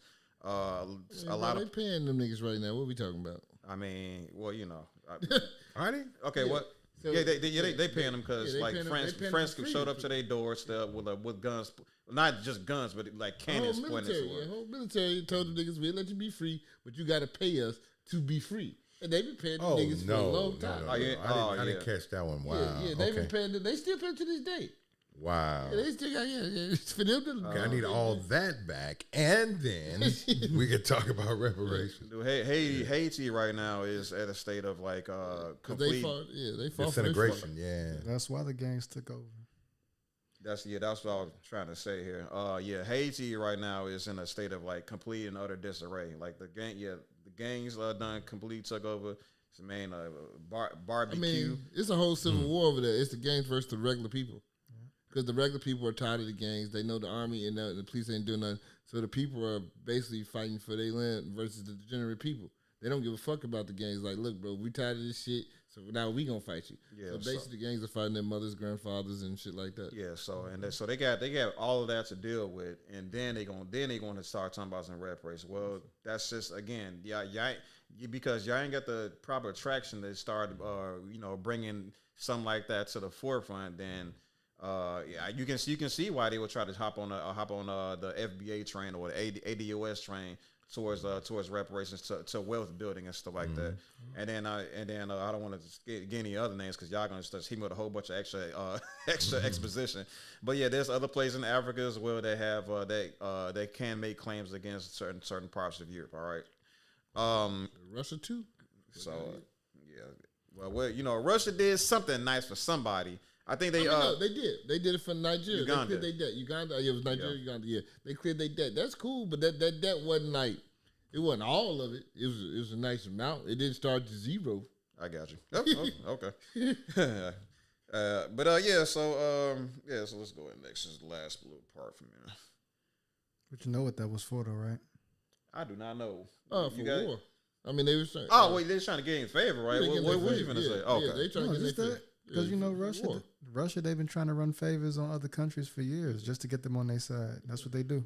Man, what they say about Americans trying to get us to turncoat and all that. They said something about about. Hey, I wish I remember. I'm gonna have to try to dig it up. But they try to tell Black America something to kind of get us to turn coat. From America. For America. They said you'll be free. We'll let you do this. I forgot we talked about it. It was something, man. I wish I could remember. But they try to tell us. They try to whisper in our ear a little bit, trying to tell us, They started. They've been doing it for years. Y'all know that, right? I mean, even World War I, two rather. They've been saying that for years, man. The Russians, you need to come over to us. Whole time you might be onto something because I remember what's that little Angela Davis, the lady with the light skinned lady with the afro. No, Angela Davis is not light skinned. No. What's her name? I forgot. She got Angela Davis. I know exactly what you're talking about from the movement. Angela Davis. Angela Davis. That's what I said, right? Say it right. What's that skinned afro? I think Viola Davis. No, not Viola. So it's you the one that's fucking us up. Right. All right. It's Angela Davis. Yeah, it's Angela Davis, light skin. Yeah. So freedom fighter. Yeah. So, yeah, exactly. So I bring up Angela Davis because she was pushing for communism. You know what I'm saying? She was pushing for communism so hard in America that Russia came in and said, "Hey, here's an award for your service, for your deeds." I remember white people hated her. Communism. They hate her. I remember they was talking about her a couple days ago how white people hated her so much. She's a commie and all that shit. Yeah, they're commie, especially back in the But day. she's mostly because she's black. I think that was just a cover up. Yeah, shit. Yeah, I just remember them talking about her like a couple days on television. How white people really hated her. Yeah. Well, hold on. What team? You don't remember any details to that? No, they was just talking. They was talking about how how she was defeated because they thought she was a communist. The same stuff we just said and how they fucking hated her. Like she was a communist, but I'm just saying like that she ain't need to be hated. She don't really need to be hated like that for the simple fact that she ain't getting nowhere with it, right? I mean, but white people back then and still now they hate fucking communists. Like that shit. Like you say that shit the wrong place. That fucking kill you or something. Got you ain't about to fucking sit here and talk that commie shit. You know what I'm saying? That's true, right? Yeah, that's facts. That's facts. Ooh, bars. But so yeah, they definitely Russians was definitely trying to Westman people ear, especially black people ear for quite a while. And I definitely agree with you on that one, Chuck. So let's go ahead and see this part if this is right. Hold on, 4310. Want to be called? Do you want to be black? Do you want to be African American? Do you want to be I know you say just American, but in terms of how we identify the ADOS people in everyday speech, how do you want to be identified? Well, I think we're ADOS. I think that's just the simplest way to do it. Like even if you try to put together another name, right? You're gonna eventually say these Americans who descend from slavery. There's no way to not go to descend from slavery, right? Just Americans who descend from slavery. You might put chattel in there, but that just makes the word longer. So I think we're just ADOS. And I think African becomes problematic because there are people in this country who are African who are more African than us. So you can have black and then you can break down the different kinds of African, however you want to do it. But there has to be something like we cannot be defined by a continent that we have been away from since the beginning since the 1600s. Like that cannot be how we're defined in this country. That in and of itself is a problem. And so, for me, ADOS is the perfect kind of definition when you say I'm ADOS. And the thing about it is we have had like 5 years to kind of mainstream that term. We have, you see ADOS has been used. killing me with the ADOS. I don't like seeing it. It makes my skin curl like Eidos. I don't. I'm just tired of these. I'm just tired of these initial labels. It make it up. But I believe she's a little bit wrong, right? Because of all people, we technically we identify technically where we come from, our homeland. That's what everybody. Italians call themselves Italians because they come from Italy. Nigerian people call themselves Nigerians. Therefore and therefore. I don't feel that black people need to do that because we've been separated from our homeland so long that I feel like if you say that, that means we just completely lost our identity. So that makes you American. Yeah. I don't want to just be American. That is in the title though, right? It's the title is Americans descended from slaves. That's what they don't. I get that, but but without the African part because that's the roots. I take pride in saying that I'm African American, even though I've never been to Africa. You know what I'm saying? I don't think I would take pride in calling myself an ADOS. You know what I'm saying? That shit don't even sound nice. It doesn't even roll off my tongue right. You know what I'm saying? So, and I don't like to say ADOS. So I don't like that one either. Yeah, I don't like neither one. So, I understand what she's trying to go for, but I feel like that's wrong because everybody identifies with their homeland, and even though we've been here for so long, America's technically not your homeland. Unless you was like the black Indian guys that was already here. Now, if you're one of those, then you can call yourself ADOS because technically this is where you always been. This is your home. You know what I'm saying? But does it make sense for us to call ourselves African when Africans don't even call themselves African like that? They call themselves they'll call themselves where they actually because from. This is why because we don't know where the fuck we came from. So you just call it African? So we call it African. They know we came from Africa. We just don't know what tribe. So that's why, you know what I'm saying? So that's why I understand what you're trying to say, but that's why that's more important because we still don't know where we come from. By you even saying that, if you allow this to take root, right, you give it 1,000 years, right, then, black people never gonna assume that they even came from fucking Africa. Like, if you allow that to stick in their mind, they're gonna think that this is where they started at, and that's false. That's what I'm saying. You can't allow certain seeds to be planted because nobody saw how the trees got here and put it there. We just saw the tree. You see what I'm saying? So you need to keep certain things of the essence so people can understand their culture. Because then if you go 1,000 years from now and people find history books and certain things destroyed, they're going to think, well, black people started in America. No, fuck no. And that's the problem with that. You see what I'm saying? You can't allow that to take growth because 1,000 years and 2,000 years, it would change. And you see what I'm saying? And it would change your lineage identity. Did you ever think about that like that? I haven't. Oh, that's new. That's news to me too. I'm kind of waiting for y'all to kind of make a comment before I say anything. I mean, that's just what I got for it. I feel like that shit's wrong. I'm just with these guys if they want to add anything to it. I just thought it was brilliant. I never thought about it like that. Okay. I mean, again, I don't like ADOS myself, but I've always argued with many people. If you feel comfortable, call me Black American. But I am American. We fought in every war. Every war, even the war against ourselves. The Civil War. Wow, that's actually that's about as deep as it get right there, boy. Right. Fought the war even against ourselves. Yeah, that is real. We built this place literally brick by brick. We are for all reasons American, but I would like to still be called African American because a million years from now, I want the people to know they did not come from America. So, that's what I'm saying. You can't allow that. I never thought of that. Yeah, I got you. So I'm a little bit in the middle here, right? Because she's saying that this is what we are, and we should go ahead and embrace that. She even so much to the point of embracing the flag, right? Despite everything that comes along, despite everything that kind of comes along with the flag. Now she's kind of, and for the reason for that is some of the things that you mentioned yourself, Chuck. The argument that we fought in every war. We fought even. I'm sorry. What I mean to say, let me backtrack that. I gotta explain the principle here. The simple fact that we are arguably the most patriotic people on this place, on Earth, right? I'm sorry, in this nation right now. It's not the fact that we fought every war, but we also didn't receive as much as our counterparts for fighting these wars. So it's like it's off the love, maybe not exactly the love of the nation itself, because we have a justice claim against the nation, but also because we have a family to return to that made this place our home. You know what I'm saying? We have I mean, you go to your. I mean, I know about me and Savage and Jay Rashid here. We all have extensive families. You know what I'm saying? And if I hate to say it, but like if your family is here, that's kind of where you belong. You know what I'm saying? And even though you have no love for the nation itself, you have to have love for your family. And bad association. I mean, you gotta defend your home, and that's why those people did that.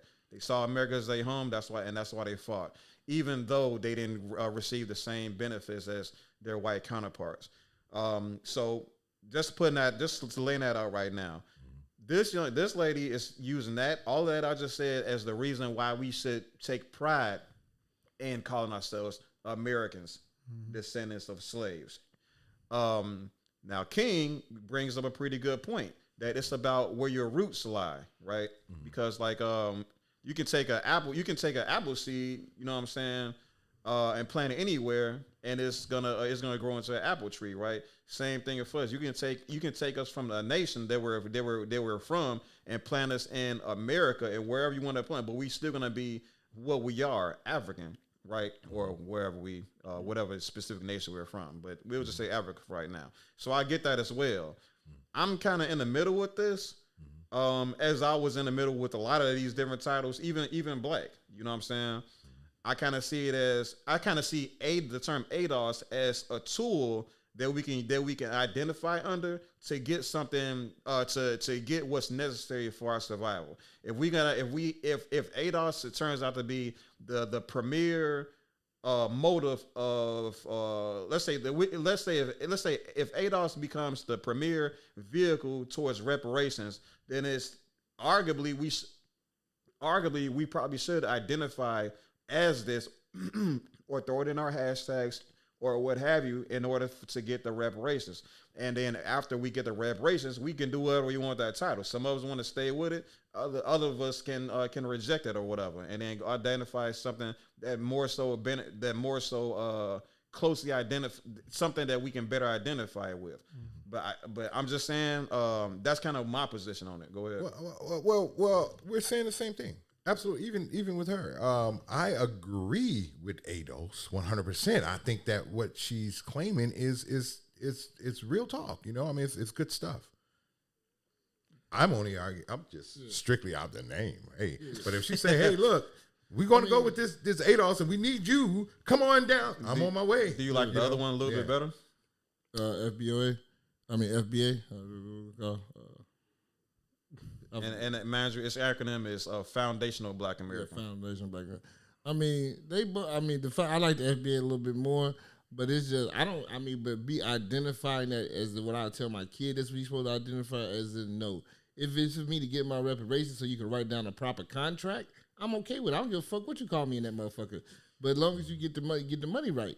You know what I'm saying? That's just to put down in the contract, okay, so you can do something specifically. But as Black people identifying as a whole and saying that this is what we're going to call ourselves, no. But when you want to put that on some paperwork, yeah, we can do what the fuck we want to do to get the splits right. You know what I'm saying? That's cool for some paperwork, but to identify that as a cultural thing, that I will no longer tell my son that he's an African American, that I would say you're an ADOS, fuck no. I wouldn't tell my son that because we come from Africa, and the problem is that African that we claim to be, that comes with a long line of history, a lot of strength in that title. You understand what I'm saying? It's not a lot of strength in this title in of American history, because that's our history is battered in blood and being oppressed and all this other bullshit, right? While Africa has a rich, dominant history of us dominating the world, showing our beautiful culture, our studies, our intelligence, like the stuff that the world used to this day, it comes from Africa, right? Not the stuff of what the world used from America that Black people doesn't produce. but the stuff that they took from Africa, that fruited the world. You understand what I'm saying?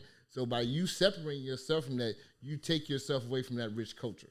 This culture of American, ADOS, descendant slave, that's such a small dynamic of our culture, right? For you to just say that's all we are. And we're more than that. You see what I'm saying? We're way more than that. And by you cutting that off, you take away a lot of your history from yourself. You know what I'm saying? And that just make you look more dumb. In my opinion. Bars right there, man. Any objections? No, but I'm just gonna speak my piece on it. Like, I feel like when it comes to labeling ourselves, me personally, I want to do my research. You know what I'm saying? Really see where I come from, because I know our people were sold into slavery. You know what I'm saying, in Africa, but I believe that we come from more than just that. You know what I'm saying? I feel like our people, you know what I'm saying, really immigrated to Africa and became prisoners of war to another tribe there and was sold into slavery. I don't want to label myself that because, you know what I'm saying, like, I don't know if I'm an African. You know what I'm saying? Like, I believe that we come from the people of Israel. You know what I'm saying? We're the original Israelites. But that's a whole other conversation for another time. But the Israelite isn't a race. That's a religion. It's a bloodline. You call it what you want to call it, but all that shit still started in Africa, my nigga, anyway. It's still it's Africa. The continent is still Africa.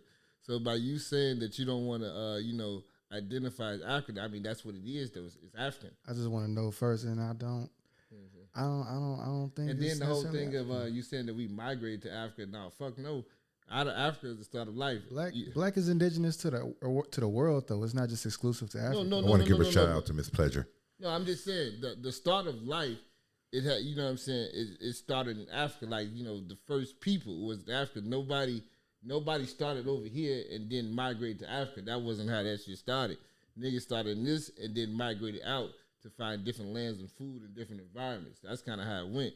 You know what I'm saying? And in the Great Pangea days, people started in one place, then migrated everywhere else.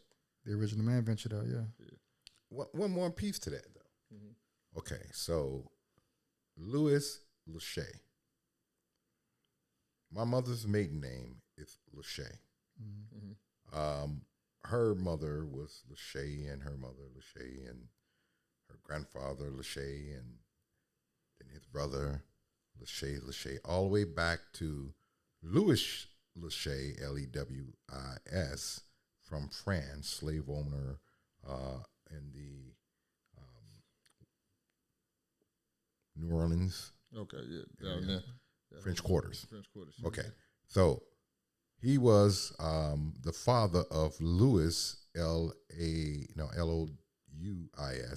his son, who was my great grandfather, right? Didn't come from Africa. On my dad's side, however. Oh yeah, for your father, yeah. So it's like it's two bloodlines, but so the whole thing with the bloodline thing, like when you have when they ask mixed breed people, right? What do you identify, right? So in anything, even down to animals, right? You identify what you look like, right? So if I have a mixed breed son with a white one, right, but my son look more white than black, technically he will have to identify as white because he looks white. Even though he has blood of a black man in him, it's not showing. You see what I'm saying? So in most species, anything in science, right? If you mix a lion with a tiger, right? If the tiger and the lion mix and it comes out to look like more a tiger, it's called the vegan. Tiger. No, it's a liger. Ligon. And a liger, and then it's another thing for if it comes out looking more like a lion. You know what I'm saying? So it changes off what the species looks like.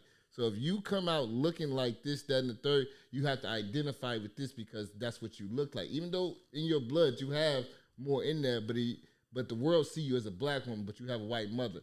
The world doesn't respect. They don't give a fuck about you having a white mother. All they see is your black skin. So you're gonna always be identified as black. Same if you have a white son that has a black dad, but he looks white. You're gonna be considered to be white. This is not. We definitely kind of get into I don't know, moral. It's more. It's just. It's the whole thing identifying. Like he said on my father's side, great is he comes from France. You see what I'm saying? So, but his father, his mother's side, then his father is the descendant from Africa. You see what I'm saying? But the problem is everybody, you know what I'm saying? That's where you get the whole thing. So you will have to identify what you look like. So if you came out looking like a Frenchman, then you can say you're from France because that's what you look like. You know what I'm saying? You look like you're from fucking France. So even though you have the other blood in you, but the world is going to identify you. They're going to put, because that's what we do. We put people in categories. We put you in boxes. That's what we do. We're going to identify what you look like, not what's underneath your skin, because nobody knows what the fuck's underneath your skin. Like, you see me, but I mean, I look black, but, you know, certain characteristics of me is of Vietnamese, Japanese, Indian hair, but that's underneath the skin. You see what I'm saying? But off just first glance, I'm a black man. You see what I'm saying? We're not going to get to all that other shit when we see you. That's not going to happen. So, that, you know what I'm saying? That basically just goes to basically judging the book by its cover to a certain extent. That's a pretty arguable point. I mean, or what I mean by it is, I don't think I can really argue against that per se. But what I will add in addition to that is, not gonna say if one is more important than the other, but I want everybody to understand that where you're from, especially if it's on paper, that's what you're bound by law to. That's what you're bound. That's where your money is, your tangibles, like your livelihood, all of like everything that's arguably more important than how people view you as. That's directly linked to where you're from, and so I'm not really gonna go too far in there because it's a little bit too far from the conversation ahead. But for the most part, I mean, I don't really necessarily disagree with what he just said though. It's just that I don't want people to forget that this where you're from is arguably just as important as what people think you're from. All right. Used in studies, it's been used in news articles. It's 5 years of that. People, when you say I'm ADOS, people understand what you mean. I remember when Cameron said I think he said I'm not African, and there was an Instagram that says I'm not African, I'm ADOS, and they had like 1,500 likes. The term has now been normalized. So, and I think people have to come to terms with slavery, right? People are like, I don't want to be called a slave. No. I'm talking about the institution, and the institution is why you're owed. It's why you're owed reparations, because everything you're owed is anchored in that institution and the caste that it created, and so that racialized caste. So you have to understand. I need people to get comfortable with slavery and what slavery did. So you have to have that in the name as part of the defining term. I think it's just specific. It has to be specific. Okay. I don't know. She was just kind of adding a little bit extra flavor to what she was kind of saying earlier there. But yes, that pretty much concludes everything they kind of said regarding the conversation. Anything y'all kind of want to kind of spark it out before I kind of ask my question? No, other than that, I told you, I'm cool with it, whatever she want to label you to get the proper taking the contract. But as black people just, identify as a whole, something we're supposed to pass down to our children, I would never do that. But you said earlier, hey, we're going to ride with this. It's a good thing. Kind of put together clearly enough this group of specialized people who deserve reparations. And yeah, let's ride with that afterwards. If you want to be called African Joe or whatever, go with it, and I agree with that 100%. And I agree with what she's saying overall. But we are all largely in a pretty good disagreement against the Pan-Africanist young lady. Yeah, yes, she got to go absolutely. take that over to a different government. That's all we're saying. You right. You supposed to get reparations, just not from America. And it's not that black people trying to block other black people. It's just that's not, you wasn't part of this one. This is what we was part of, and that's all that it is, bro. That's not, but the problem is y'all don't got shit going for yourselves over there. So y'all like, we gonna piggyback off y'all shit. Hey, big dog, it don't work like that. You got to go fight the good fight. That's all I'm saying. You got to go fight your good fight. Just like we did. Yeah, I got a message for her. Yeah, I mean, if you need my help, give me a call. But this is not the fight that you should be. And there should be no hate, no anger, or anything to that nature. It's a fact. We need to talk to England on your behalf. Then let us know. Spain, France, all of that. All those guys are there. So did y'all kind of pick up? On the conversation? Like I would say the flow or the direction of the conversation between Mark Lamont Hill, the guy here on the left, and the Pan-Africanist lady. basically the most glaring thing that I kind of saw was how they were having a conversation as far as um not identifying or not being detailed as far as what they meant by reparations. Now it's like we just said earlier, right? They there's going to be some reparations that these people will be able to have access to, right? Especially if their family was here and their family was oppressed and stuff like that. If their family was lumped in with a collective of Black Americans that was going through all types of Jim Crow and post Emancipation Proclamation forms of slavery, then what's for them is for them. Because that's what they should have had a conversation about. She's there. I mean, she's just. I don't know how else to really put this. They were just so busy trying to be fallacious as to say, oh, well, they're just trying to out black us or whatever quote that she used. When all he had to do was talk about, well, we are entitled to some forms of slavery. Well, I'm not slavery. We are entitled to some forms of reparations. They just had to have a conversation on which reparations people that are not a part of the AD West movement will be able to receive. That's all they had to do. But instead, they kind of had they had that conversation. Like, I'm just curious as to why why the conversation went that direction. I can say this because I believe this is the reason why the slavery thing has more weight to it, where you get more money. Right? Oh no, so, it's about money. I mean, you got to think about it because we have to do the whole inflation tax of dollars and what people were supposed to get back then, right? That's what makes it add up to now to just so many millions of dollars, right? So if we go back 40, 50 years, we technically, the people that went through Jim Crow, certain things in the, all that red line, you wouldn't get all these millions. You wouldn't get 250 million per person or 50 million per person. You'd just probably get like maybe 5 or 10. You see what I'm saying? So that you losing out a big chunk of change. So if I can attach myself to the slavery with the other shit, I get a bag. Oh yeah, of course. You know what I'm saying? But I believe it's the money part because you know what I'm saying. If we technically if they give us reparations now for Jim Crow, certain things like that, everybody probably will only see probably about maybe 5 million per person, and that's actually workable in the books. You see what I'm saying? That's workable versus you giving each person 50, 60, maybe 100 million apiece. You see what I'm saying? So that's trillions of dollars. Look, I tell you, I just want to point this out. I just learned this from you, actually, that we just gave up $96 billion. $96 billion and much more before that to Ukraine. So I don't. They have the money. Yeah, they do. I mean, they print it. You know what I'm saying? And then the whole problem with the whole the UN thing. We gave them all that money. I still understand why the UN is a collective of nations, but the United States fronts the bill for everything. That shit don't make no sense to me. Agreed. Yep. So full agreement with everything you all just said just now. As far as I'm concerned, it's Chicago Black Legation, and we out here. Okay. So if you guys need to take a break, we can take a break if y'all want to. Yeah. Yep. Where's the coffee, man? Yeah, I ain't gonna go.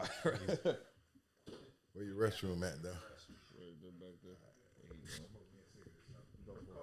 Man, you got coffee down here.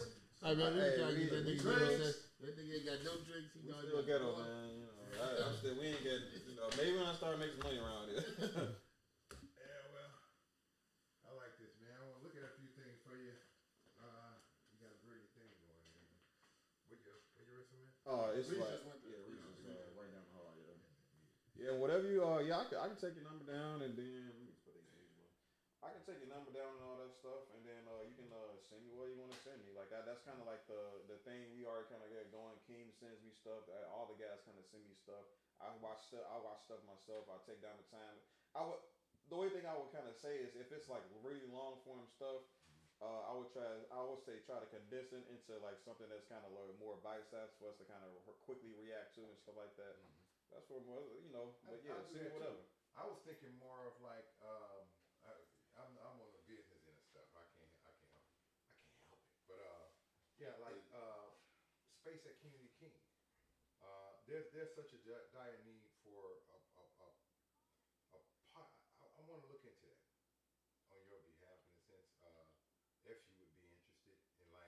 just for space, and then talk about a lot of issues in the communities there too. You know, like I think that would bring a lot of attention there as well. Kitty, so hold on, I don't understand. What's going on So I with work Kitty for again? King Company, Yeah. right? And right now, there's no advertising in black communities, letting them know all the programs that they And these offer, niggas keep including letting these TV messages and all punk that. these niggas, man. These niggas ran Just to home see again like some a, bitches. you know, your own podcast or your own thing. When that happened?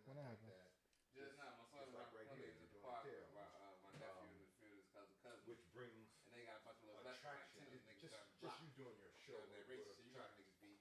other Running my little niggas about the park. I told you, y'all gotta stop running, man. Y'all gotta fight these niggas. Stop running. Dude, I can like, Y'all if gotta you get it. So you are you saying like you want me to smack like these speak to niggas, man. people Don't and be stuff like that? They kind of get the They network. just What be, you doing? exactly what they you're some doing now. bitches. Basically, Damn, bigger bitch. Oh, there. Just do it. Oh yeah. I mean, because it's not just I don't. How do I put this? I can do what I'm doing anywhere, but not only that, but I can actually like break down like the like YouTube's algorithm. I can talk that's about like like that's how to make facts a though. Like how a video I wouldn't go viral. want to be in no Explain how situation, videos you know what I'm go saying? viral. But I mean, you I right can though. I can go like in a lot of different places regarding these conversations amongst people that want to be inspired to create podcasts and stuff like that for themselves. I can talk to people about editing. I can talk to people about like soundboard information. I can talk to people in circles about this stuff, man. Like I said, if you need if this is something that we can use for like black empowerment stuff like that, I'm all for it. You want to, you need me to do something for Yeah, I mean, I'm all for it. Yeah, I would love it, but audience, I think Live audience, why not? You got I don't know. It's completely up to you. Your speed. Do it. You know, I'm just thinking. You know, damn, man, it's just opportunity. You know, I think a lot more people who look like us should be doing things like you're doing, but especially our age, man, y'all impressing me. But oh well, you know why? Because information is just circulating it's going like this, and we just starting. Me and King, we always be talking about this stuff. So we got to talk about this. There's kind of an unspoken war going on here right now, and I don't want us to fall into it because it's the overlay for the underplay, and that's putting the Spanish community against us. You know, especially with all this immigration stuff going on. And right now, it's at Kennedy King, and what they're doing is advertising in the Spanish community and going out and recruiting. Shit, right now, I've been feeling like a little overwhelmed, but I'm starting to get it lined up. They keep calling them immigrants. I hate that, but the immigrants and getting them in there, but not advertising in the black community or in schools that are having struggling youth who are not making it to school. Come get your damn GED and keep moving through the college process. All because a bunch of stuff. So it's kind of hitting there. They kind of flipped out the dean, pulled them out, put the Spanish dean in. And, you know, so it's blatant, it's clear, and stuff like that. So just to bring attraction back there to the adult education department of Kennedy King, as well as the fact that it has a college, a full 2-year college on this side, you know, stuff like that. But down the line, you know, I want to talk to some people and see if one I can do it. Yeah. And then you the space you try to get. Keep me posted, bro. Yeah. Yeah, go. Use bad. You gotta use bad. My bad, bro. You gotta have somebody that can motivate you. What y'all talking about? Just his channel, your channel, shit. How you was like feeling burned out. He feeling the same thing. Oh, okay. You Yeah. just gotta have that one person that can like get you back on the shit. Wait, yeah, Justin worked full time. I work. You know how that goes, man. Yeah, I I know, work full shit, you know, time. the reality of life and shit, that's gonna motherfucking hit you too hard too and shit. It's y'all passion. That makes time for y'all passion. But if you're feeling burned out, it's probably because you're doing too much on your own, or I feel like it's because I'm trying to y'all trying to do this shit in like a week. Like he do this shit weekly. What movie you about to be in though, my nigga? This is a short film called Love Spell. No, you gonna watch it? It's gonna be on the like an independent film sites. You know what I'm talking about? Yeah, I think they're gonna try to get it on Tubi or some shit. And that shit gonna be a burnout as well. You know what I'm saying? I'm trying to get back into that shit. We ain't even had no fucking table reads, rehearsals, and everything. I'm like, I've been reading the script. And I'm like, well, let's see. Because they've been talking about this damn shit since fucking November, bro. It ain't started. Hell no. I mean, they filmed hella scenes and shit. They just ain't, because they just picked me up. They just casted me in October. So, you know what I'm saying? Like, Sound like it's on track, you know, like when you go to a movie to watch another movie. Not necessarily some depending on certain things. That should start right after next month. yeah, because like, They get that shit over with. because they was talking about filming. Okay. They was talking about filming in December. Was my clothes in the way?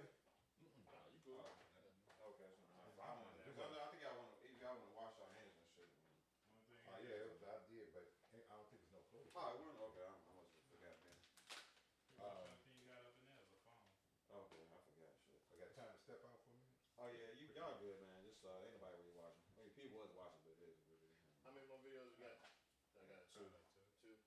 Yeah, I was trying to get your attention earlier. Like, what's that? No, it be resetting and shit. I be having to do that. I be having to do that like See it on your all. phone? Yeah, I guess on my phone. Yeah. I just be bringing it up. I just kind of bring it up and kind of just watch it and stuff like that. Well, Zach them just got ran out the park again, man. Oh, what you say? I said Zach them just got ran out the park again by the Mexicans. Cause like these niggas keep bitching. Man? Sound like a child. I gotta, man, bring that boy over here so I can teach him about like shit. So I can teach him about how to defend. How many of them? You said it's 10 of them. It's 10 of them though. He ain't, I don't know. I can't teach him how to fight 10 niggas. No, I mean it's like 5 of them or 4. And I said it don't matter, G. He's better not take 2. Yeah, just knock out one, the rest will fall. You gotta hit the biggest one. The big one is the one that you said it's a big fat one. I said once you knock out the big fat one, the rest of the niggas gonna fold. You need to start. You gotta put him on some weight training if you want to be. That's for Jaden. Jaden's the oldest, so Jaden gotta go fight the big fat one. You 13, motherfucker. All I'm saying. Okay, yeah. If you want him to fight the big guy, you gotta put him on some kind of weight training. That's all I'm trying to say. I mean, Jaden ain't my son. Jaden know how to handle business. Jaden know how to business. They follow him. Jaden the oldest. They follow him. Alright, he the leader. So the leader got to lead niggas into charge. Stop leading niggas into run. But he like, my personnel ain't strong, so I gotta get fucking fight. Now Mari he cool. Like Mari don't have a business.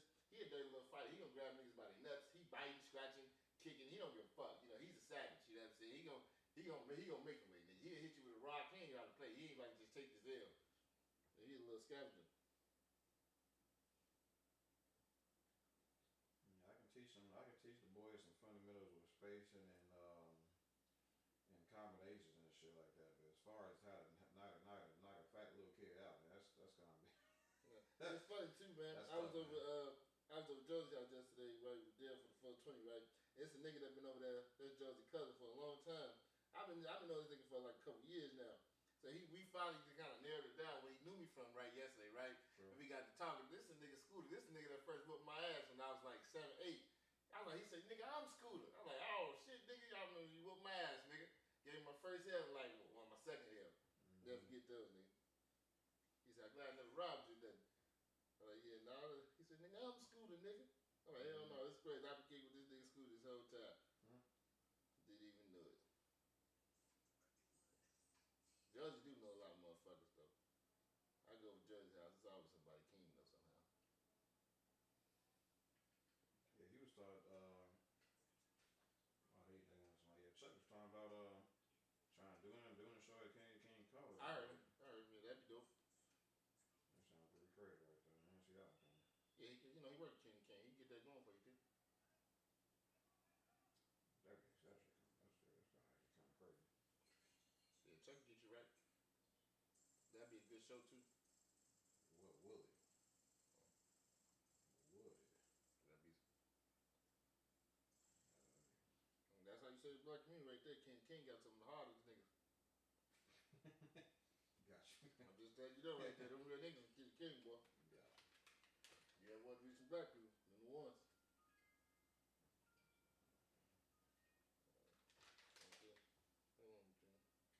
Should we be done by like 7? Yeah, I'm surprised it's kind of taking this long. I guess we just kind of going today. I can't believe it's been almost 2 hours already. Yeah. Felt like I said some smart shit today, but I don't know if niggas watching. I mean, they don't watch. I mean, people do watch our shit. It's just about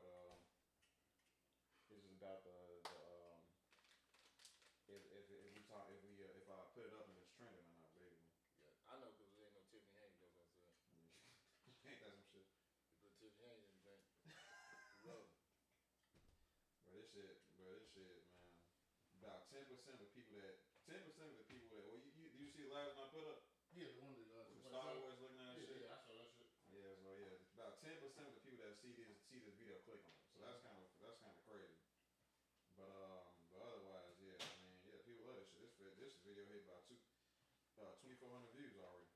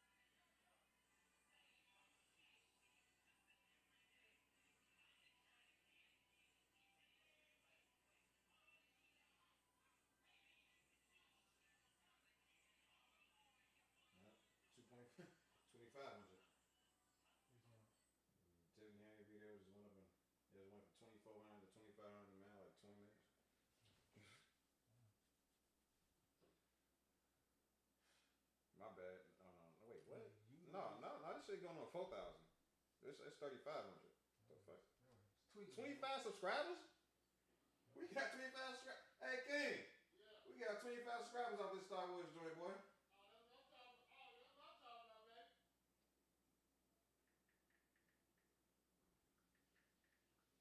Damn, that's crazy. I don't know. Hey, Justin, we might have to. I ain't like it, man. I might have to be shit your job one of these days, man. We gotta start. I gotta bust out that. I gotta start busting out those interviews. Off that the one you went up to the spot. Yeah, I ain't getting nobody went with me, so I ain't talking about it. Yeah, I gotta meet Justin at his job and start and bring a microphone. That's what needs to happen. Where we going? So smoke this out, man.